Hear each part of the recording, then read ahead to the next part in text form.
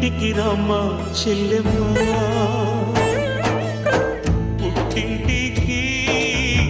రావే చెల్లి పిలిచింది మన ఇంటి తల్లి